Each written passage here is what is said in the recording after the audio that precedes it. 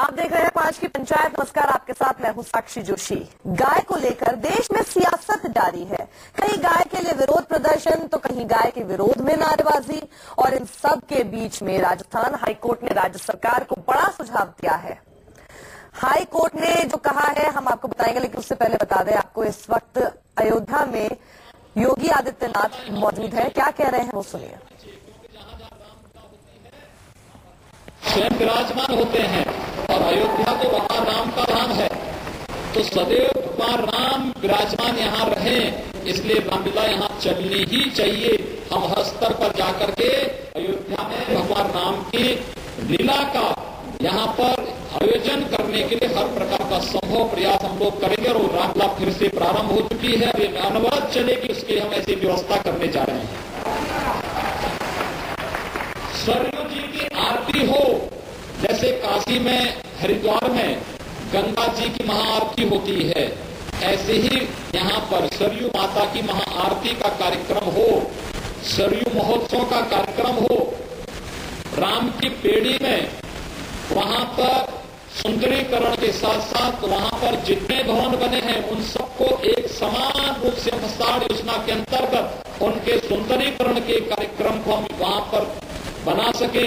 इस दृष्टि से भी हम लोग स्वदेश दर्शन कार्यक्रम के अंतर्गत अपना प्रस्ताव भेज रहे हैं।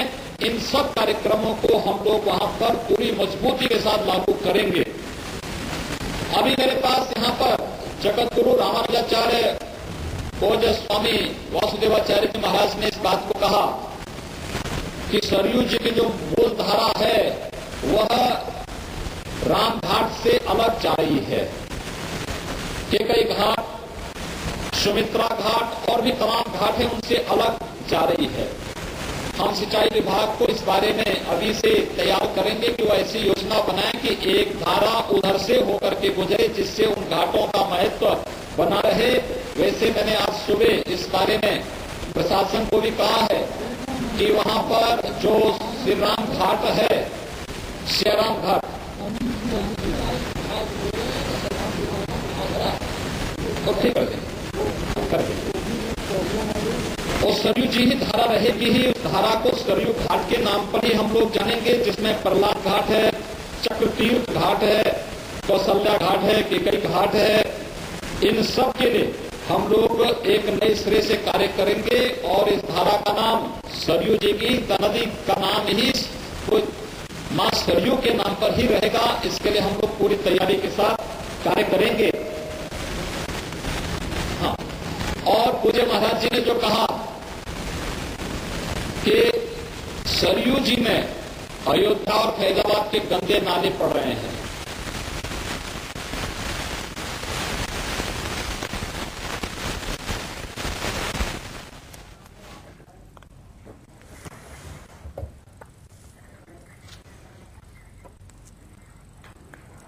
योगी आदित्यनाथ को आपने सुना, वो इस वक्त अयोध्या में ही है और संबोधित कर रहे हैं वहां पर जनसभा को। और उन्होंने कहा कि जब भी अयोध्या आता हूं तो आते ही मुंह से अपने आप ही जय श्री राम निकलता है। सरयू नदी पर उन्होंने आरती की और उसको और ज्यादा ब्यूटिफाई करने को लेकर, उसके साफ सफाई को लेकर क्या कदम आगे उठाए जाएंगे, वो सब ऐलान योगी इस वक्त कर रहे हैं।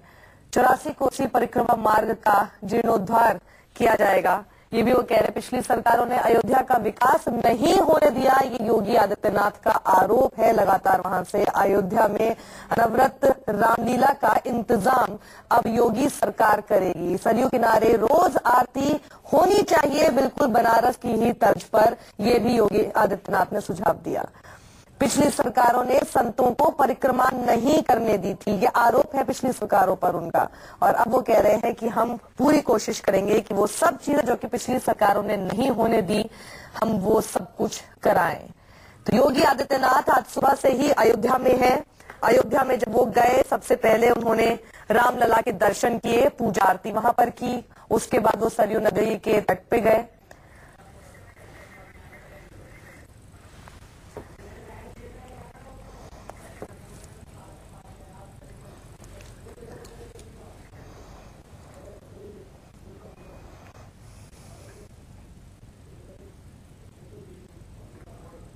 होनी चाहिए। आप आपको याद होगा कुछ लोगों ने अयोध्या की रामलीला बंद करवा दी थी। मुझे जानकारी मिली, मैंने अगले दिन ही सरकार से कहा, मैंने कहा अयोध्या में रामलीला का जो श्रेणी हुआ अखंड रामलीला यहाँ होनी चाहिए, वो कभी बंद नहीं होनी चाहिए, क्योंकि जहां जहां रामलीला होती है वहां भगवान राम स्वयं विराजमान होते हैं और अयोध्या तो भगवान राम का नाम है, तो सदैव भगवान राम विराजमान यहाँ रहे, इसलिए रामलीला यहाँ चलनी ही चाहिए। हम हर स्तर पर जाकर के अयोध्या में भगवान राम की लीला का यहाँ पर आयोजन करने के लिए हर प्रकार का संभव प्रयास हम लोग करेंगे और रामलीला फिर से प्रारंभ हो चुकी है और ये अनवरत चलेगी, उसकी हम ऐसी व्यवस्था करने जा रहे हैं। सरयू जी की आरती हो, जैसे काशी में हरिद्वार में गंगा जी की महाआरती होती है, ऐसे ही यहाँ पर सरयू माता की महाआरती का कार्यक्रम हो, सरयू महोत्सव का कार्यक्रम हो, राम की पेड़ी में वहां पर सुंदरीकरण के साथ साथ वहां पर जितने भवन बने हैं उन सबको एक समान रूप से मसाड़ योजना के अंतर्गत उनके सुंदरीकरण के कार्यक्रम को हम वहां पर बना सके, इस दृष्टि से भी हम लोग स्वदेश दर्शन कार्यक्रम के अंतर्गत अपना प्रस्ताव भेज रहे हैं। इन सब कार्यक्रमों को हम लोग वहां पर पूरी मजबूती के साथ लागू करेंगे।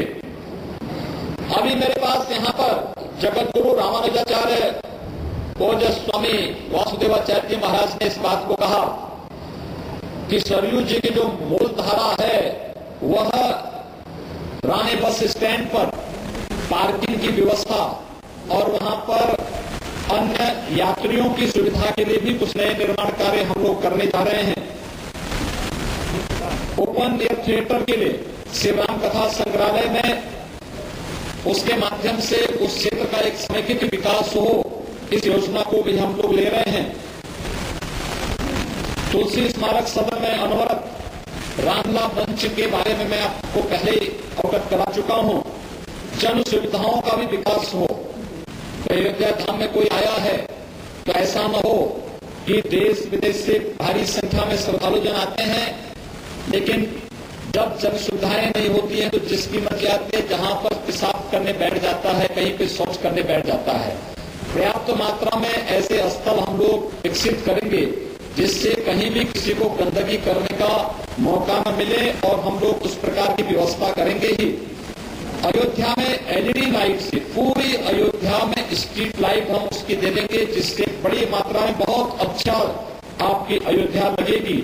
और अयोध्या में लगभग हम लोग इन सभी योजनाओं पर अयोध्या की दृष्टि से लगभग 350 करोड़ रुपए खर्च करने जा रहे हैं अयोध्या के विकास की दृष्टि से। आप स्वयं इस बात को अनुमान करेंगे कि इतनी योजनाएं अयोध्या के लिए पहली बार हो रही हैं और इन योजनाओं को देने का भी श्रेय अगर किसी को दिया जा सकता है तो देश के यशस्वी प्रधानमंत्री आदरणीय श्री नरेंद्र मोदी जी को दिया जा सकता है, जिन्होंने स्वदेश दर्शन, रामायण सर्किट और इनके माध्यम से अनेक कार्यक्रम यहाँ के लिए विकास की योजनाएं बनाई हैं। और उसी प्रकार से हम लोगों ने मथुरा के विकास के लिए बनाया है, प्रयागराज के विकास के लिए बनाया है, विंध्यवासिनी धाम के विकास के लिए हम लोग बना रहे हैं, नैमिषारण्य के विकास के लिए हम लोग बना रहे हैं। इसी प्रकार की योजनाएं हम लोग हर उस धार्मिक क्षेत्र के लिए बनाएंगे, चाहे वह किसी भी मत, मजहब और संप्रदाय से जुड़े हुए धर्मस्थल हो, उन सब के विकास के लिए इस प्रकार की बृहद योजनाओं को हम आगे बढ़ाएंगे। हमें विश्वास है आप सबका आशीर्वाद और सानिध्य इस संबंध में प्रदेश और केंद्र की सरकारों को प्राप्त होता रहेगा। सज्जनों, मैं आप सबकी भावनाओं को जानता हूं कि आप लोग क्या जानना चाहते हैं, लेकिन मैं आप सबको इस बात के लिए आश्वस्त करता हूं कि आपकी भावनाओं का हम लोग सम्मान करते हैं। और मैं चाहूंगा अयोध्या में भगवान श्री राम की जन्मभूमि से संबंधित विवाद बातचीत के माध्यम से दोनों पक्ष समाधान का कोई मार्ग निकाल सकते हैं, तो उत्तर प्रदेश सरकार इस संबंध में आपके साथ जहां आप कहेंगे वहां खड़ी रहेगी। हर प्रकार से इस मामले में सहयोग के माध्यम से इस समस्या का समाधान का रास्ता निकालने के लिए आपका सहयोग करेगी। और मुझे लगता है कि संवाद का एक उचित अवसर आया है। देश के माननीय उच्चतम न्यायालय ने भी सौहार्द की दृष्टि से इस बात की एक अपील की है और इस अपील को ध्यान में रख करके हम लोगों को एक नया प्रयास प्रारंभ करना चाहिए। एक नया माहौल बना है। मुझे बहुत अच्छा लगा, लखनऊ में कई मुस्लिम संगठनों ने अयोध्या में राम जन्मभूमि हिंदू समाज को सौंपने की वकालत की। ऐसे अनेक संगठन सामने आ रहे हैं। आज मैं जब प्रातः यहां आया था और अभी मैं दिगंबर अखाड़ा में था, दिगंबर अखाड़ा में भी मेरे पास कुछ संगठनों ने इस बारे में कहा। एक अच्छी शुरुआत है, क्योंकि बहुत सारे लोग नहीं चाहते हैं कि इस देश के अंदर हम सब मिलकर के रहें, क्योंकि जब हम लोग मिलकर के रहेंगे तो फिर देश के दुश्मनों को कोई अवसर नहीं मिलेगा। जो लोग देश का विकास नहीं चाहते, जो लोग देश को दुनिया के महाशक्ति के रूप में नहीं देखना चाहते, वे लोग एक के मार्ग में बाधा पैदा करने का प्रयास करेंगे।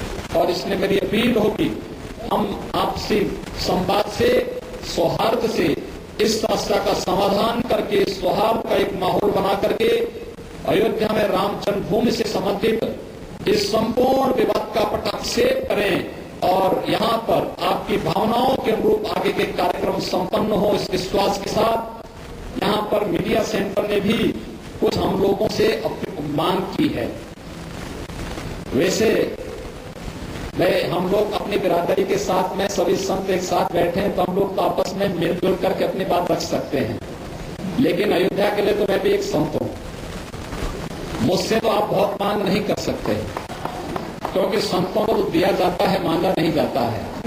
मंच में जितने लोग बैठे हैं सब मेरे तो पूज्य गुरुदेव के तुल्य हैं या फिर मेरे गुरु भाई जैसे हैं।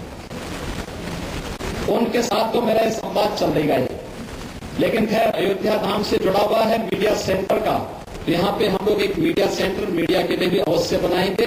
इस विश्वास के साथ मैं पूज्य महाराज श्री के जीवन और सरदा सदम की कामना करते हुए ईश्वर से प्रार्थना करता हूँ, मर्यादा पुरुषोत्तम भगवान श्री राम से प्रार्थना करता हूँ कि महाराज श्री को सतायु करें, स्वस्थ और दीर्घ जीवन दें, जिससे हम आने वाले लगभग 25 वर्षों तक महाराज श्री के जन्म दिवस पर अयोध्या धाम में आकर के दर्शन का सौभाग्य हम सबको प्राप्त होता रहे। आप सबको भी मैं इस अवसर पर अपनी शुभकामनाएं देते हुए वाणी को यहीं पर देता हूँ विराम। जय श्री राम। जय श्री राम, जय श्री राम। तो आपने सुना योगी आदित्यनाथ को बड़ी खबर आपको बता दें कि उन्होंने ये कहा वहां पर कि संवाद का उचित अवसर इस वक्त आया है और अयोध्या वासियों की भावनाओं का पूरी तरह से संवाद जो है सम्मान किया जाएगा। और उन्होंने ये बात तब कही जब सारी चीजें कि अयोध्या में क्या क्या होगा जो आने वाले समय में, उसके बाद उन्होंने कहा कि मैं जानता हूं आप लोग एक सवाल का जवाब चाहते हैं और वो सवाल यही है कि क्या यहाँ पर राम मंदिर बनेगा, लेकिन उसमें हम कोशिश करेंगे कि संवाद से ही सब कुछ होगा।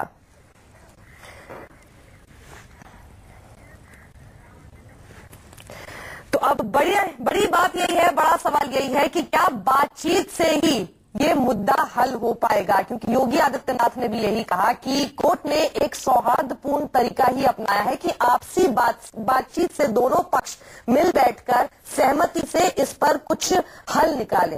लेकिन सवाल यही है, हमारे साथ चर्चा के लिए इस वक्त तमाम मेहमान जुड़ चुके हैं।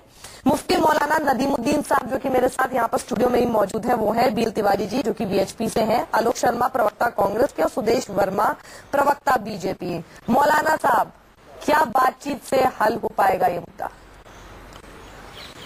देखिए, किसी भी बातचीत से इनकार तो नहीं किया जा सकता। दो जर्मन एक हो सकते, तो बातचीत से राम मंदिर बाबरी मस्जिद का मसला हल क्यों नहीं हो सकता। लेकिन अभी तक इतिहास गवाह है, अभी तक जितनी बातें हुई हैं सारी नाकाम हो गई।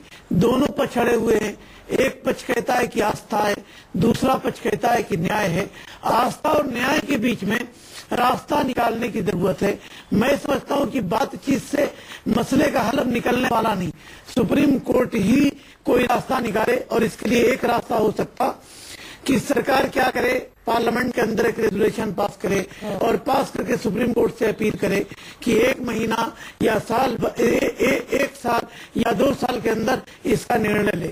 सुप्रीम कोर्ट को ही रास्ता निकालना पड़ेगा जी। क्योंकि सुदेश वर्मा सर, क्योंकि ज्यादा समय नहीं है, सुदेश वर्मा ये तो कह रहे हैं कि बातचीत के लिए भले ही सुप्रीम कोर्ट ने भी कह दिया है, आप लोग भी यही चीज मांग रहे हैं, अयोध्या में मान रहे हैं कि ऐसा होगा, लेकिन नहीं होने वाला। इनका मानना यही है कि आखिरकार सुप्रीम कोर्ट ही कुछ न कुछ कर पाएगा इस पे। देखिए साक्षी जी, सबसे बड़ी बात है वहाँ स्टेक्स किसका ज्यादा है ये देखना पड़ेगा। न्याय भी और आस्था भी हमारे पक्ष में है, इसलिए हमने कहा बातचीत का जरिया अपनाएं या कोर्ट का, जो भी पहले हो जाता है, दोनों के लिए हम तैयार हैं। भव्य राम मंदिर बनाना हमारा कमिटमेंट है, लेकिन यही 2 रास्ता है। इस 2 रास्ते में से जो भी एक रास्ता दिखेगा सही, उस रास्ते पर हम चल निकलेंगे। हम चाहते हैं सुप्रीम कोर्ट फैसला दे। सुप्रीम कोर्ट ने खुद कहा कि दोनों पक्ष अगर बातचीत में ले लें, लेकिन वेस्टेड इंटरेस्ट इतना ज्यादा है, बातचीत से कोई रास्ता नहीं निकला है, बातचीत से कोई रास्ता नहीं निकला है। ये बोले तो काफी समय हो गया आलोक शर्मा, लेकिन इनकी तरफ से कोशिश हो रही है क्या? बातचीत कहाँ तक पहुंची है? कुछ समझ में आ पा रहा है कि ये पूरा हल हो पाएगा कि नहीं हो पाएगा बातचीत से भी? देखिए, मुझे नहीं लगता है कि जब से मोदी साहब की सरकार आई है, एक बार भी किसी भी ग्रुप ने दूसरे दोनों ग्रुपों से कोई बातचीत की है। किसी संसदीय कमेटी ने की हो, किसी बीजेपी के मंत्रिमंडल ने की हो, किसी नेतृत्व ने की हो, केवल बात ही बात है। जब तक सुप्रीम कोर्ट ने कहा कि बातचीत से रास्ता निकलना चाहिए, सुप्रीम कोर्ट अगर नहीं भी कहता है, तब भी अगर बातचीत से कोई 2 पक्ष आपस में बैठकर अपना विवाद सुलझा लेते हैं तो कोर्ट हमेशा उसका स्वागत करता है। लेकिन दुर्भाग्य है कि अभी तक पिछले 3 साल आपकी सरकार में भी नरसिम्हा राव जी ने सुप्रीम कोर्ट के पास, अच्छी बात है ना। फिर आप मैं कब मना कर रहा हूँ, मैं कह रहा हूँ मीडिएट ना भी करें, तब भी अगर दोनों पक्ष आपस में सुलह कर रहे हैं तो हर न्यायालय उसका स्वागत करता है। सुप्रीम कोर्ट से सवाल किया था, पूछा था, सुप्रीम कोर्ट ने क्या कहा था? हम ये कह रहे हैं कि क्या पिछले 3 साल में एक कोशिश भी केंद्र सरकार से न्यायिक स्तर पर, वैधानिक स्तर पर या आपसी बातचीत, तीनों रास्तों के लिए कोई भी हुई है? 185 बार जो सीबीआई है उसने अर्जेंटमेंट मांगा है इस मुद्दे के ऊपर पिछले 3 साल में। तो ये जो बीजेपी की सरकार है इस मुद्दे को जिंदा रखना चाहती है, इसका समाधान नहीं। मगर आप भी तो जिंदा रखना चाहते थे ना, आप हल क्यों नहीं करें? आप 2011 से लेकर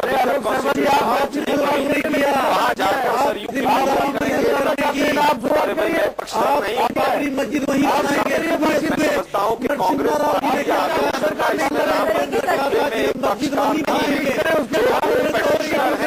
दोनों आपस में मिलकर निकाल सकते हैं। क्या कहा? न्यूज़ 24 के चैनल पर चिल्लाने से कुछ नहीं होगा। जो दोनों गिराया गया है, जब तक कोई टेबल पर बैठकर बात नहीं करेंगे तब तक समाधान नहीं निकलेगा। लेकिन उन दोनों ने 7-8 बार अपनी कोशिश की है और उसमें हमेशा से असफल रहे हैं। सवाल करना चाहूंगी बीएल तिवारी जी, ये कई दिन से सिर्फ शब्द सुनने को मिल रहे हैं कि आपसी बातचीत, आपसी बातचीत, आपसी बातचीत, इसी से सब हल होगा, लेकिन बातचीत हो भी रही है?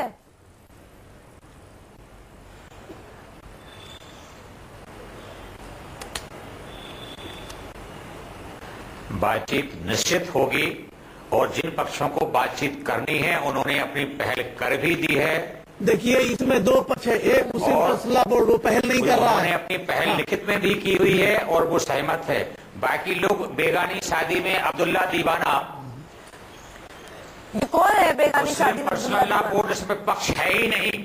मुस्लिम परीक्षा बोर्ड का कुछ कहने का कोई कानूनी औचित्य भी नहीं है। मगर मुसलमानों में मुस्लिम फैसला बोर्ड का आधार है। बिल्कुल, अगर एक बात निश्चित रूप से सबसे बड़ा बातचीत से हल होगा, समझौते से हल होगा।